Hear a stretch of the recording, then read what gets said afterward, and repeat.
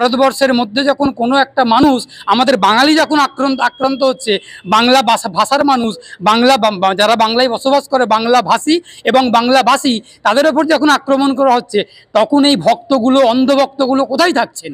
বাঙালিদের শত্রু বিজেপি। যেখানে যেখানে বিজেপি আছে সেখানে সেখানে গুন্ডামি, সন্ত্রাস, নোংরামি আছে। দিনের বেলা গোবর আর রাত্রিবেলা গোমূত্র। গত কয়েকদিন ধরে আমরা দেখছি উড়িষ্যাতে বাঙালি মুসলিম যারা কিনা সেখানে পরিযায়ী শ্রমিক বা আপনার বিভিন্ন রকম ফেরি ব্যবসার সঙ্গে যুক্ত, তাদেরকে বাংলাদেশি বলা হচ্ছে, তাদের আধার কার্ড, আই কার্ড চাওয়া হচ্ছে, হেনস্থা করা হচ্ছে, সাইকেল গাড়ির উপরে আক্রমণ করা হচ্ছে, এবং সেই অভিযোগের তীর কিছু হিন্দুত্ববাদী সংগঠনের দিকে। আমি বাঙালি মুসলিম শব্দটার বিরোধিতা করছি আপনার, তার কারণ বাঙালি বিপদের মধ্যে আছে, এই কথাটা বোঝানোর চেষ্টা করছি। কারণ বাঙালি মুসলিম এই জন্যই বিরোধিতা করছি, বাংলার মানুষ যারা বাংলা ভাষায় কথা বলে, সেই বাংলা ভাষী আর বাংলাভাষী যারা বাংলায় বাস করে, তাদের ওপর একটা আক্রমণ নেমে আসছে। সেই আক্রমণটা স্বৈরাচারী আক্রমণ, সেই আক্রমণটা দমনমূলক আক্রমণ, এবং বিজেপির যারা পরিচালিত নরেন্দ্র মোদী তার নেতৃত্বেই হামলাটা করা হচ্ছে। কিন্তু সেখানে মানে এটা তো ভারতের মধ্যেই একটা রাজ্য উড়িষ্যা, এবং আমাদের প্রতিবেশী রাজ্য। সেখানে আমাদের বাংলা থেকে বহু বাঙালি ভাই বোনেরা সেখানে কাজে যান, পরিযায়ী শ্রমিক বা ওই জাল বা বিভিন্ন রকম ওই ফেরি করতে যান আর কি।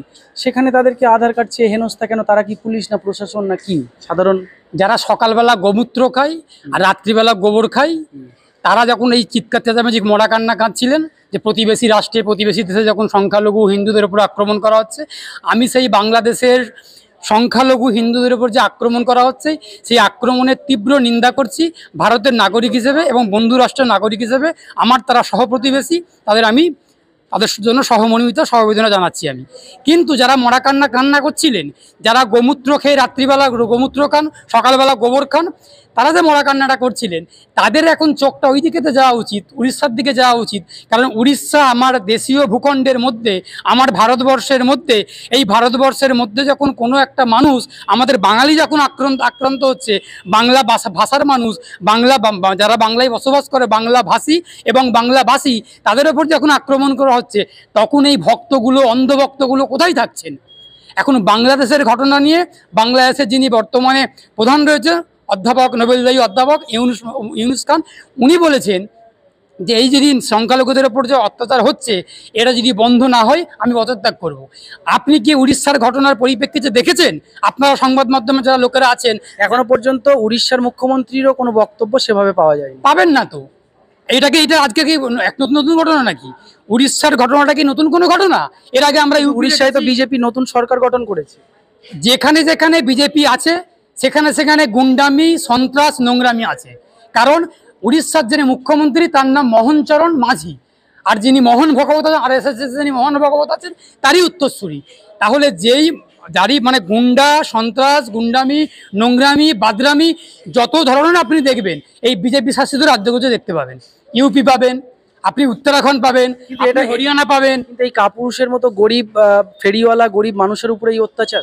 বিজেপি তো মানবতা বিরোধী, বিজেপি কৃষক বিরোধী, বিজেপি শ্রমিক বিরোধী, বিজেপি বাঙালি বিরোধী। আবারও বারবার বলছি, যারা বাংলাতে বসবাস করে বাংলাভাষী আর যারা বাংলা ভাষায় কথা বলে বাংলাভাষী, এই বাঙালির বিরোধিতা করে বিজেপি। আর বাঙালির কিছু নেতা, বাংলায় কিছু নেতা যারা গোবর খায় আর যারা গোমূত্র খায়, তারা রাত্রিবেলা গোমূত্র খায় আর দিনের বেলা গোবর খান।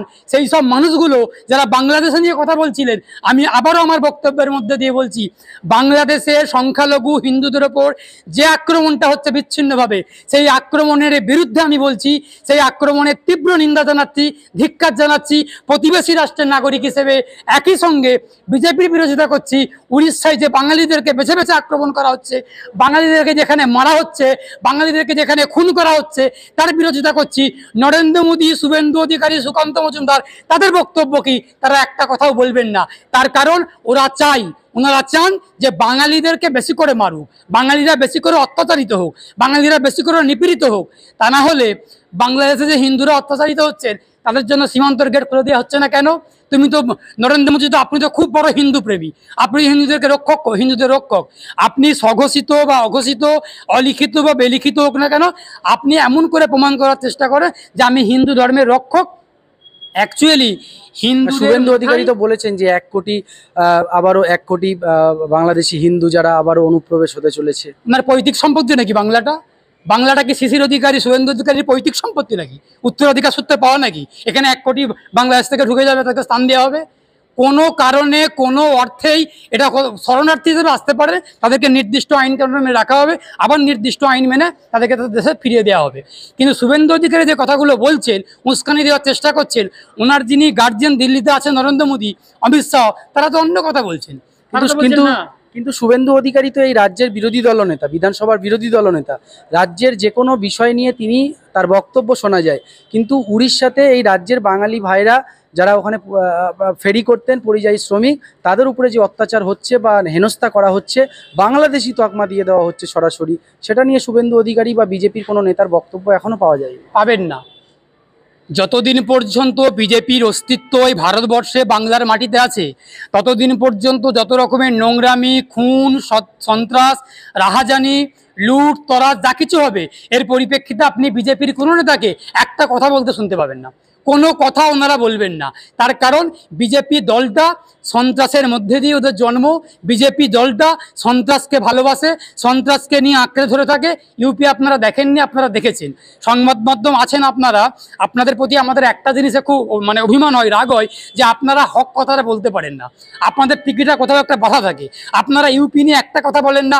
আমি আপনার চ্যানেলকে সরাসরি বলছি না, কোনো চ্যানেলকেই বলছি না, সংবাদ মাধ্যমের একাংশকে আমরা দেখে আসছি যারা বারবার ছোটোখাটো ঘটনাগুলোকে খুব বড় করে দেখানোর চেষ্টা করে, কিন্তু প্রকৃত অর্থে মণিপুরে কি হচ্ছে একটা কথা কোনো মিডিয়া বলছে, কোনো বিজেপি বলছেন না। বাংলাদেশে কি হচ্ছে সেই নিয়ে আপনি এখানে দেখতে পাবেন। আমার দেশীয় ভূখণ্ডের মধ্যে কি হচ্ছে, আমার দেশের মধ্যে কি হচ্ছে, আমার বাংলার মধ্যে কি হচ্ছে, উড়িষ্যায় কি হচ্ছে, মণিপুরে কি হচ্ছে, হরিয়ানা ইউপিতে কি হচ্ছে, কোনো কিছু আপনি পাবেন না। বাংলাদেশে কি হচ্ছে সে কথা আপনি পেয়ে যাবেন। আমি বলছি বাংলার ঘটনা নক্কারজনক, কিন্তু বাংলাদেশের ঘটনা ন্যাক্কারজনক, কিন্তু উড়িষ্যার ঘটনাটা কি খুব ভালো জিনিস? ভালো তো না। শুভেন্দু অধিকারী কোনো কথা বলবেন না তো। শুভেন্দু অধিকারী ভুলে যাচ্ছেন উনি কিন্তু বাংলার বিরোধী দলনেতা। বাংলার বিরোধী দলনেতা মানে কিন্তু উনি কিন্তু বিজেপির নেতা নন, ভুলে যাচ্ছেন উনি। বাংলায় যত মানুষ মমতা বন্দ্যোপাধ্যায় তৃণমূল কংগ্রেসের বিরুদ্ধে আছেন, আমি যে অ্যাডভোকেট শেখ বাবুলাল, আমিও তো মমতা বন্দ্যোপাধ্যায় তৃণমূল কংগ্রেসের বিরুদ্ধে, আমারও বিরোধী দলনেতা শুভেন্দু অধিকারী। এটা ওনাকে ভাবতে হবে। আসলে আইন কানুন না থাকলে, জ্ঞান না থাকলে যেটা হয় আর কি, ওই গোবর আর গোমূত্র খেলে যেটা হয়, আমি শুরুতেই বললাম, দিনের বেলা গোবর আর রাত্রিবেলা গোমূত্র। এবং আমরা তো জানি যে আমাদের বাংলাতেও অনেক উড়িষ্যার উড়িয়া ভাই বোনেরা রয়েছেন, বিহারি, ইউপির বহু রাজ্যের মানুষজন আমাদের রাজ্যেও থাকেন। আজকে যদি উড়িষ্যা এই ধরনের ঘটনা বাড়তে থাকে, সেখানে যদি বাঙালিদের উপরে এই ধরনের অত্যাচার বাড়তে থাকে, তাহলে বাংলায়ও তো তার পাল্টা কিছু হতে পারে, যেটা আমরা কোনোভাবেই সমর্থন করব না, কিন্তু হতে তো পারে। বিজেপি তো চাইছেন ওটাই, বিজেপি ওটা চাইছেন, মমতা বন্দ্যোপাধ্যায় ওটাই চাইছেন। মমতা বন্দ্যোপাধ্যায় উড়িষ্যার মুখ্যমন্ত্রীর সঙ্গে কথা বলেছেন যাতে এই ঘটনা না ঘটে। আলু নিয়ে কথা বলেছেন, এই ঘটনা নিয়ে কথা বলেছে বলতে হবে না, আলু নিয়ে উনি কথা বলেছেন, মিডিয়াতে দেখছিলাম। হ্যাঁ দেখেছেন, হয়তো বলতে পারেন।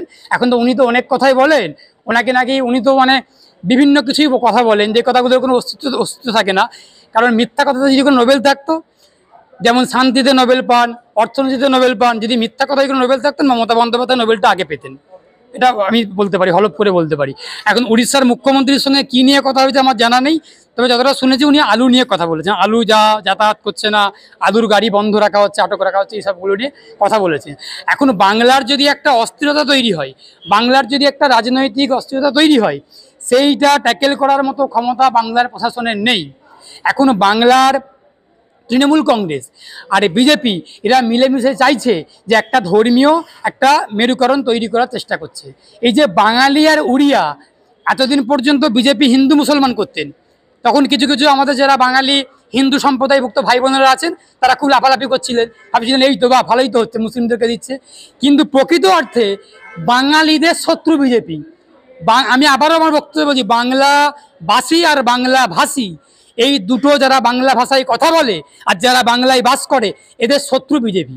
তাহলে এই মুহূর্তে উড়িষ্যায় যে সমস্ত বাঙালি ভাইরা অত্যাচারিত হচ্ছে বা আপনার তাদের উপরে তাদেরকে হেনস্থা করা হচ্ছে, তারা ব্যবসা করতে পারছেন না, বিভিন্ন জায়গায় তাদেরকে আটকে তাদের কাছে আধার কার্ড চাওয়া হচ্ছে এবং বিভিন্ন রকমভাবে তাদের সমস্যা তৈরি হচ্ছে, তাদের করণীয় কি যদি সংক্ষেপে বলেন? তাদের করণীয় হচ্ছে এই মুহূর্তে ওনাদের তো নিরাপত্তার দায়িত্ব প্রশাসনকে নিতে হবে। উড়িষ্যার সরকারকে নিতে হবে এবং কেন্দ্রীয় সরকারকেও নিতে হবে। তার কারণ কেন্দ্রীয় সরকার যিনি পরিচালনা করছে নরেন্দ্র মোদী, তার উস্কানিতে এগুলো ঘটছে। এর দায় নরেন্দ্র মোদী যেমন এড়াতে পারেন না, উড়িষ্যার মুখ্যমন্ত্রী এড়াতে পারেন না, বাংলার মুখ্যমন্ত্রীও পরোক্ষভাবে দায়ী। তার কারণ বাংলায় কাজ নেই, কর্ম নেই, তার দায়ে পেটের দায়েতে মানুষগুলো বাংলা থেকে ভিন রাজ্যে কাজে যান। সেইখানে গিয়ে বাঙালিদের কোনো নিরাপত্তা নেই, তার নিরাপত্তা দায় বাংলা সরকারকেও নিতে হবে। এমতাবস্থায় ওনাদের করণীয় বাংলার প্রশাসন উড়িষ্যার প্রশাসনের সঙ্গে যোগাযোগ রাখা। যদি কোনো রকমভাবে সহযোগিতা না করে, প্রশাসন যদি সহযোগিতা করতে ব্যর্থ হন, পরিচালনা করতে যদি ব্যর্থ হন, নিয়ন্ত্রণ করতে যদি ব্যর্থ হন, তাহলে বাংলার এবং উড়িষ্যার যে সরকার আছেন মুখ্যমন্ত্রী দপ্তরের সামনে গিয়ে ধর্ণা দেওয়া উচিত। উড়িষ্যার মুখ্যমন্ত্রী দপ্তরের সামনে গিয়ে সমস্ত যারা প্রবাসী এবং যারা পরিযায়ী শ্রমিকরা আছেন উড়িষ্যাতে, বাংলা থেকে গেছেন, তাদের উচিত ইমিডিয়েটলি সবাই মিলে গিয়ে উড়িষ্যার যে মানে মুখ্যমন্ত্রী বাসভবনকে ঘেরাও করা উচিত। আর তার বাসভবনের সামনে, সরকারি দপ্তরের সামনে অনির্দিষ্টকালের জন্য অনশন করা, ধর্ণা করা উচিত, অচলাবস্থা করে দেওয়া উচিত।